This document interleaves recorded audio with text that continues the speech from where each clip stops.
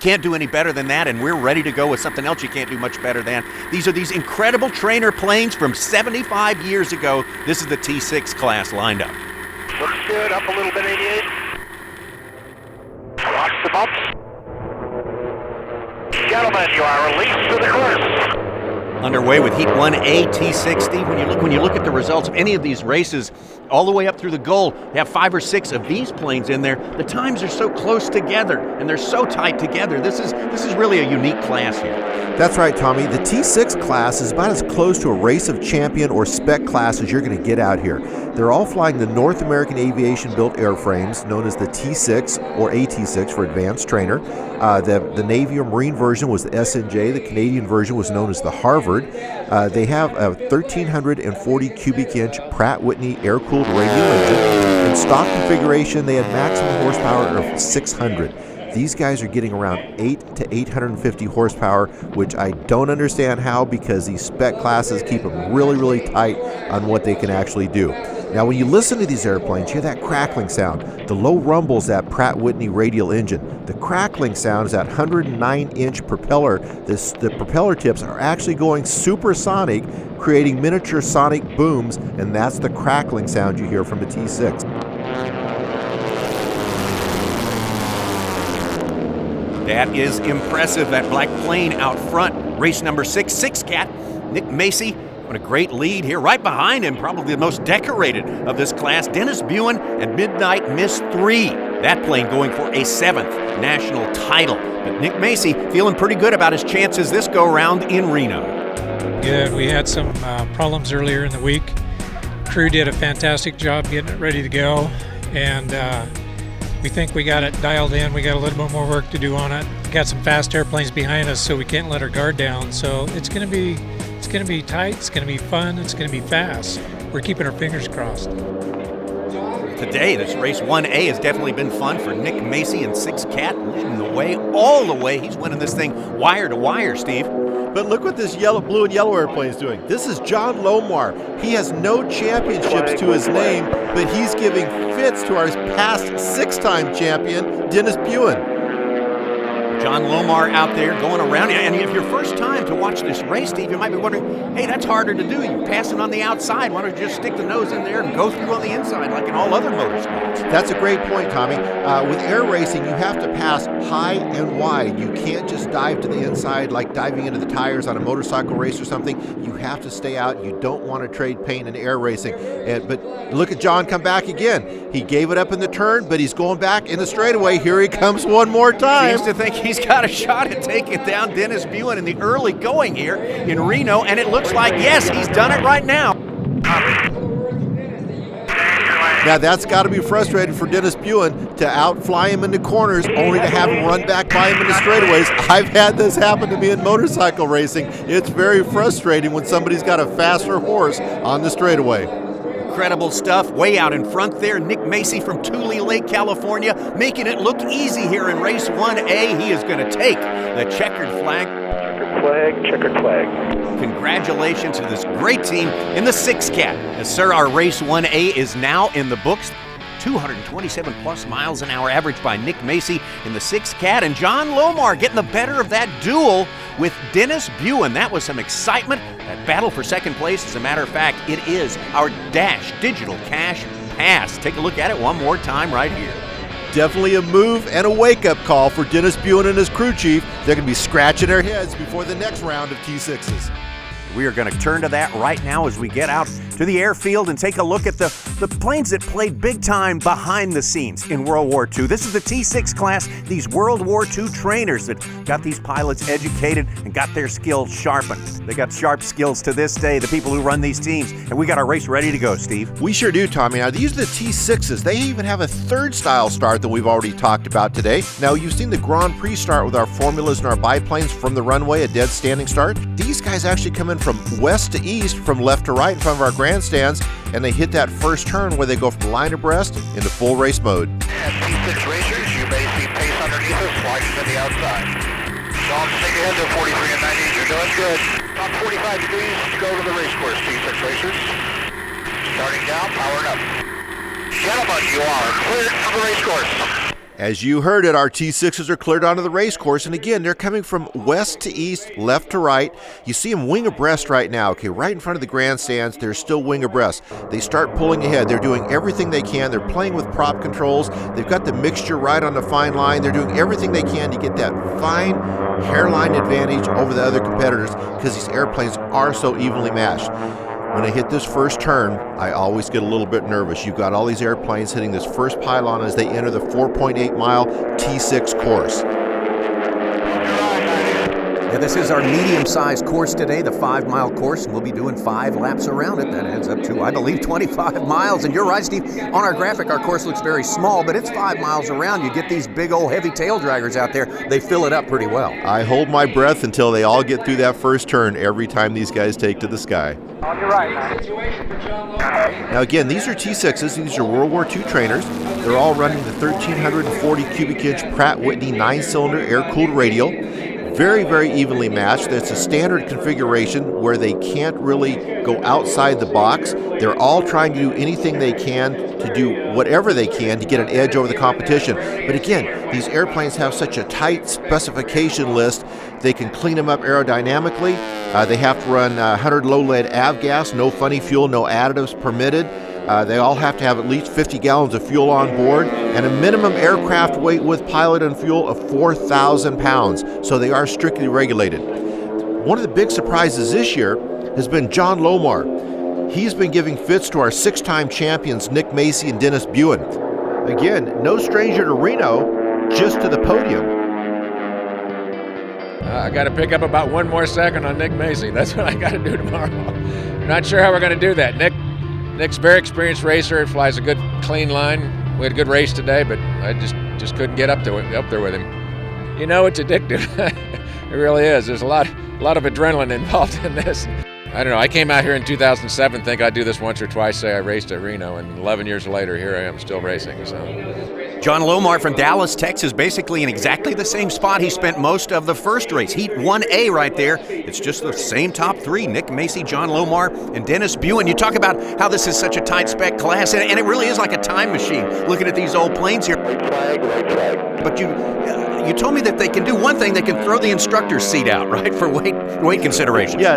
Yeah, they can lighten it up a little bit so long as they don't go below that 4,000-pound weight of pilot, 50 gallons of fuel, and the aircraft. You know, they can clean it up. You see them taping off seams. You'll see them sanding off the wing walk, putting on plexiglass hubcaps, anything they can to clean it up aerodynamically. But again, they've got such a tight constraint on what they can actually do. Now, one of the things I wanted to point out to the newcomers to air racing, you hear that crackling sound out there. That's not the engine. These T6s have these big Pratt Whitney radial engine. That's the low rumble you hear. That crackling sound you hear are the propeller tips of these 109-inch metal propellers going supersonic and creating miniature sonic booms as they come around. Boy, this one's all about Nick Macy looking for his 7th national championship. He certainly locked himself into the gold race and probably the pole position as well. All he's got to do is bring it home in the final moments of this race. You know, Tommy, normally a stock T6 will run about 175, 185 miles an hour. These guys are getting them well into the 200s, 220, as much as 240 at times. Unheard of for a T6 back in the day. Nick Macy, John Lomar, and Dennis Buin, the exact same order of finishes we had in race 1A, as I say, and Nick Macy on top, the 6 Cat, really doing well and looking like the favorite, the one to beat in the gold race.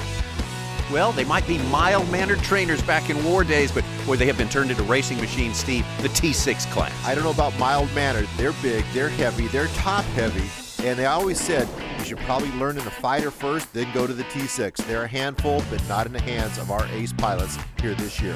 This is our gold race, and we're going to be doing 6 laps around our medium course, Steve. That's right. Our pace plane is going to bring them from west to east. When they get onto the course, our pace plane is going to pitch up out of the formation, bring them down as they get to our Reno steel start-finish pylon. The racers are on the course, and they get ready for that sharp left turn onto the course. 2017 T6 Gold Racers are inbound for the race course. Gentlemen, you are released to the course. The start of the T6s always makes me nervous, Tommy. Watch as these airplanes bunch up around the first turn. There are wings everywhere.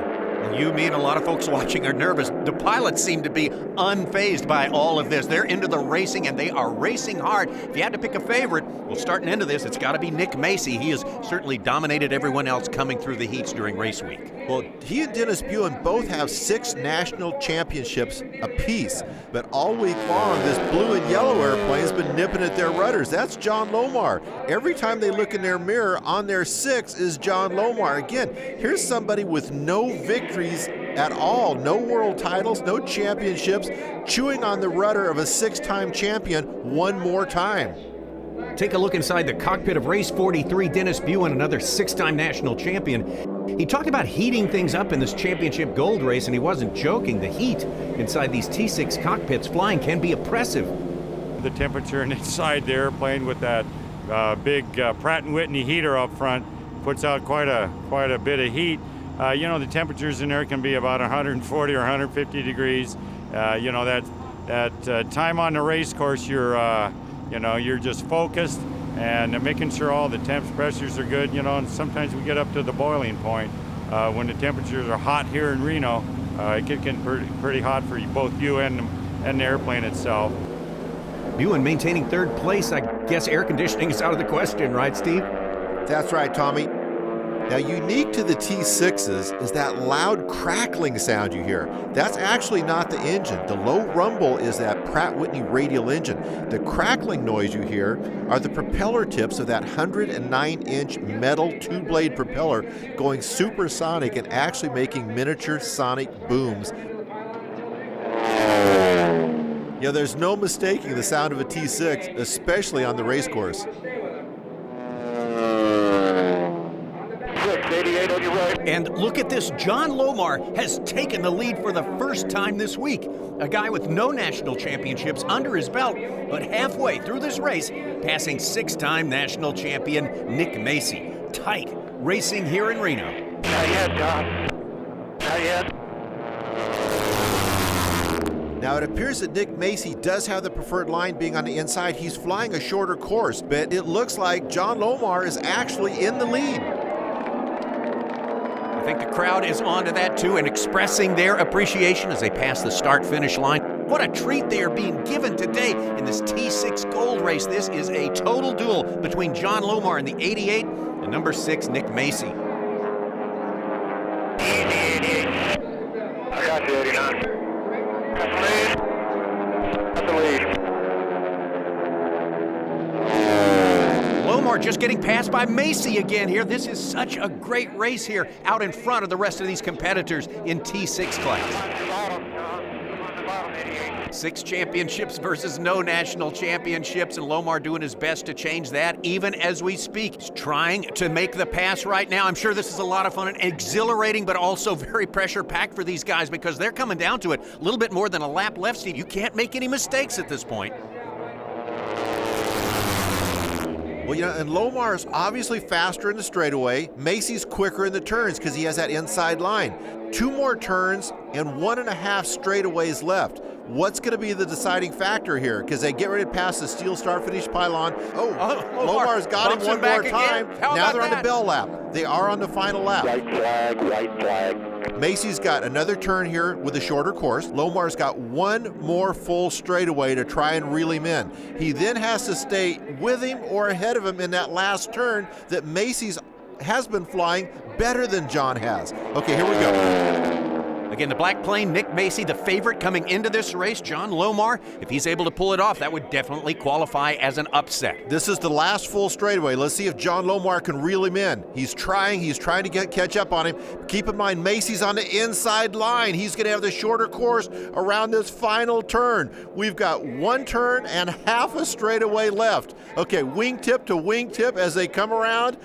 Okay, Lomar looks like he's in pretty good shape, but then again, Macy's still on the inside line, the shorter course. Oh, we are getting down to the final seconds of this race right here. Okay. Got to get a little closer so we can see who's ahead. When the wings go level, we have half a straightaway. They're going to shove the noses down. They're going to trade altitude for airspeed as they dive for the steel start-finish pylon. Can Lomar do it? Macy trying to hang on, and it is He Lomar. got it. Lomar caught him. Pulled it out at the last minute. Race 88, John Lomar from Dallas, Texas. 11 years at it here, and this is the first time in the winner's circle, and it's a gold win. That was a very exciting race. I'm still jumpy from all the adrenaline. Yeah, it was. Nick flies a great line. He's a great competitor, and it was. I mean, you saw it. It was everything I could do to stay with him, and I think I unloaded and I just caught him. I mean, less than half an airplane length at the finish line. Well, 11 years knocking at the door, and finally a trip to the winner's circle with a gold jacket. The gold winner, John Lomar of Dallas, Texas, 7/100ths of a second faster than the 6 Cat plane right there.